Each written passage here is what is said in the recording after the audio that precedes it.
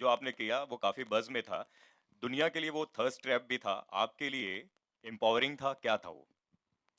चूँकि आप मेरे दोस्त हैं और आप हर साल मेरे से इंटरव्यू करते हैं, आप बताइए जितना आप मुझे जानते हैं मैंने क्यों किया था और क्या उसके रीज़न था पीछे? बताना माइक ले भाई, तू मेरा दोस्त है। क्योंकि ये हमारे जर्नलिस्ट हैं, हर चीज़ के बारे में गौर करते हैं, इनके भी अपने पर्सनल ओपिनियन होते हैं and he is somebody who बताइए ना आपको क्या लगता है? मैंने क्वेश्चन में आंसर दिया था वैसे एम्पावरिंग।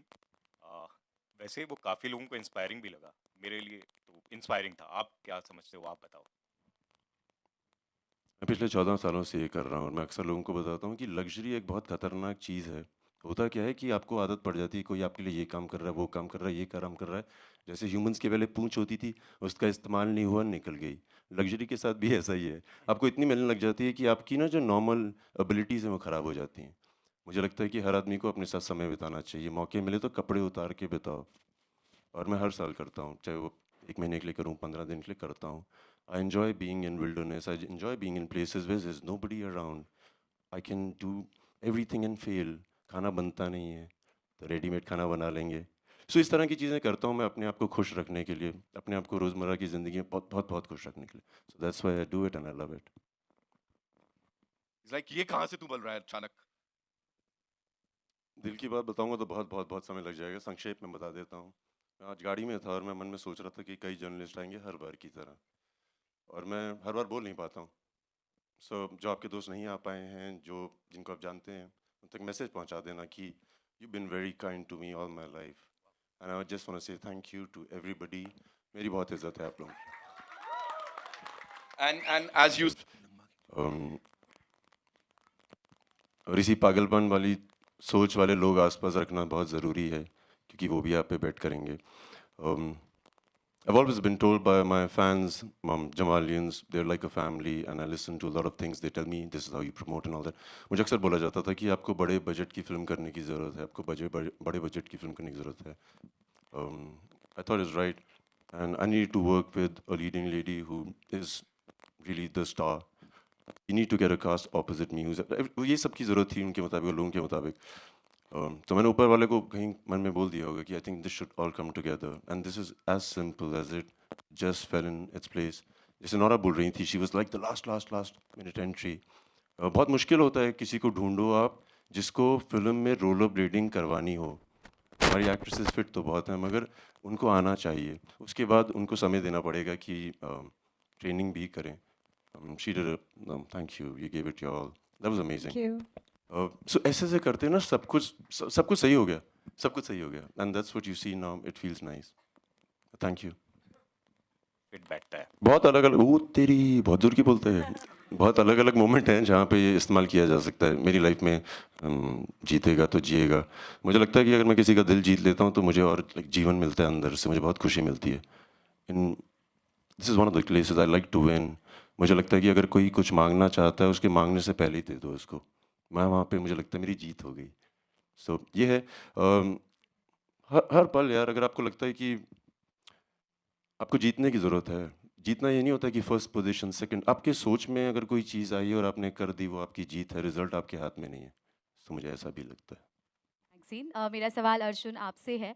आपके नेगेटिव किरदारों की अगर बात करें तो उस पर काफ़ी काम आप करते हैं, एक्सपेरिमेंट्स करते हुए नज़र आते हैं। यहाँ पर भी हम देख रहे काफ़ी वक़्त बाद हम आपको सिनेमाज़ में देख रहे हैं, अलग अंदाज़ में, अलग अवतार में और आपने कहा कि काफ़ी बोन्स भी आपने क्रैक किए फॉर दिस रोल। क्या कहेंगे इस अंदाज़ से वापसी करना, क्या कुछ रीज़न्स रहे, क्या कुछ एक्साइटिंग लगा आपको for choosing this project? I think वापसी करना एंड ऑल कुछ ज़्यादा ही हो गया बट क्योंकि मैं कहीं गया नहीं था. मैं बड़े आराम से अपने फिल्में चूज़ करता हूँ और सोच समझ कर चूज़ करता हूँ क्योंकि मैं जानता हूँ क्योंकि अपने पास्ट एक्सपीरियंसेस से कि अगर आप जल्दबाजी करते हो स्पेशली फिल्म चूज़ करने में तो ज़्यादा करके आपसे गलतियाँ हो जाती हैं. और जब ये फिल्म आई थी तो मुझे पता था कि इसमें बहुत कुछ है जो हम ला सकते हैं. एक एक्शन फिल्म में इतना इमोशन लाना आसान नहीं होता. I think there was an opportunity जहाँ पर Aditya could bring a certain amount of emotion to this character और वो बहुत ज़रूरी है मेरे लिए. वही नहीं कि अगर एक बस एक नेगेटिव कैरेक्टर हो या एंटागनिस्ट हो या विलन हो जैसे हम कहते रहते हैं हमारी फिल्मों में. I think that was a very wrong connotations to give to a person. वो भी एक इंसान होता है, उस इंसान के भी इमोशंस होते हैं. उस इमोशंस को किस तरीके से आप निकाल सकते हो, उसकी बिलीफ सिस्टम क्या है, उसकी फ़िलॉसफी क्या है, वो बहुत मायने रखती है मेरे लिए. उसकी क्रैकिंग पॉइंट क्या है कि जब आपका ये जो फिल्म है crack, it's not just crack because अच्छा बंदा क्रैक है, ये पागल है, वो नहीं है. There is a cracking point to every character which I saw in that script, which I really, really enjoyed.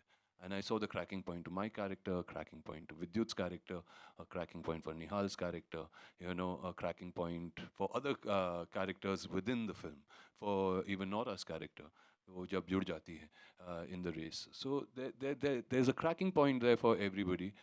But to find that emotion, I think was very important for me. और उसके लिए हम साथ में बहुत बैठे थे. ये आजकल मैं गोवा में रहता हूँ तो इनके लिए थोड़ी मुसीबत हो जाती है मुझे आके मिलने के लिए.